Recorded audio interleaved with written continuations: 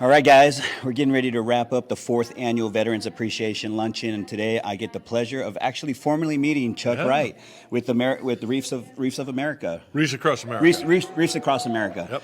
Chuck, it's a pleasure to meet you. First of all, I see a lot of the amazing work you're doing in the community, Thank you. just influencing veterans appreciation and being a vehicle to ignite interest in donating and investing in veteran community. It's one of the best investments we can make. I'm going to steal a line from W. Bush. I want to spend the rest of my life serving veterans. Wow. Well, then I'm actually really glad to meet you. Chuck, we just got done watching Jennifer Marshall, U.S. Navy veteran, Wow, speak. what an awesome speech. Yeah. What are some of the takeaways that really stuck out in your mind when you were listening to Jennifer? I've never heard a sailor talk without mentioning the ship she was on.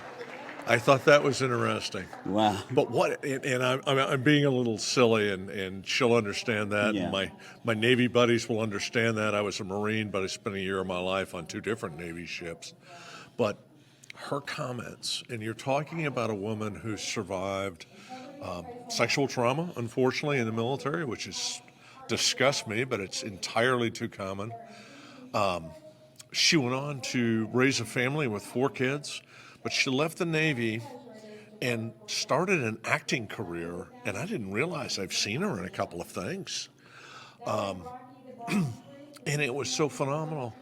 But to listen to her talk about her battle with cancer, and we've all had somebody that we've lost to cancer, and it's just, she brought that story to life, and she talked about the things that she did to brighten dark days for her. Yeah. Just so impressive. These stories of courage are just incredible. Yeah, she was. I agree. All the adversity she faced while Yeah. she was in the military, how she had to overcome that adversity, and then still feel honored and blessed to take it into her to transition in her acting career and host the Mysteries Decoded as well. Chuck, when you see events like this that are honoring veterans, in the community, how does it make you feel? Proud. Just really proud. Yeah, I can't help but get worked up, emotionally Yeah. when I'm sitting there listening to the stories and how the relatedness that did you feel like you were like getting pulled by some of your heartstrings were getting pulled while you were listening? Oh, absolutely. A friend of mine, we did the Marine Corps ball Saturday night, and as I was speaking, a friend of mine was filming, and I didn't realize how badly I choked up. But it's this incredibly powerful and positive shared experience.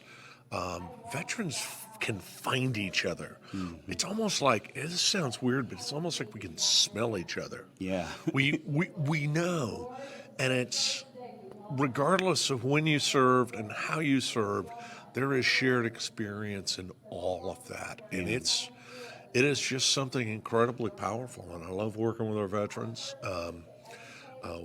I love to use the phrase Charlie Mike, which is code for continue the mission. Yeah. Don't let it. It's very much what Jennifer said. Don't let getting out of the military be the end of the mission. Keep it going, because our veterans really do. They are making a difference in everyone's lives. Chuck, I know you're working on a lot of things. What are some other things you're working on in the community? I know you participate in this. But And I got a shout out for Lisa Kay and Yeah. Katie Andy, who's just in my line of sight there, and the work that they do with the Fellowship Power Lunch, which is so incredible. This annual Veteran Appreciation Lunch, as you mentioned, Wreaths Across America will go on in December. It's kind of the last event of veteran season, but I also sit on the Fund for Veteran Assistance in the state of Texas through the Texas Veterans Commission.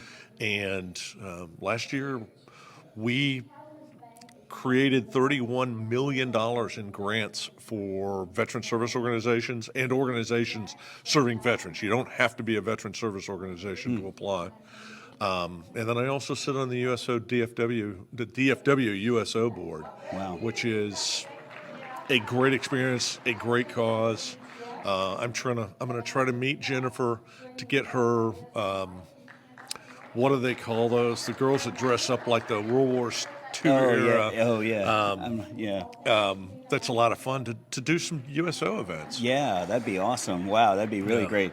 Well, I want to first of all say it's a pleasure to finally meet you. You know, let's try to figure out how we can collaborate on something. If you have an event, I'd be happy to go out there and maybe take some sound bites.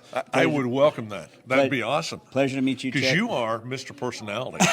Yeah, well, it's taking some work to get here, but I'm working on it. And I love if you don't know what it is, he's wearing a Flags of Honor lapel pin. Yes, sir. And I love that. Another great organization. Chuck, again, pleasure to meet you, and I'll let you get Jennifer, be one of the first to get her, so that way you'll... Cool. All right. There we go. Thank you for your time. All right, my friend. Thank you, brother.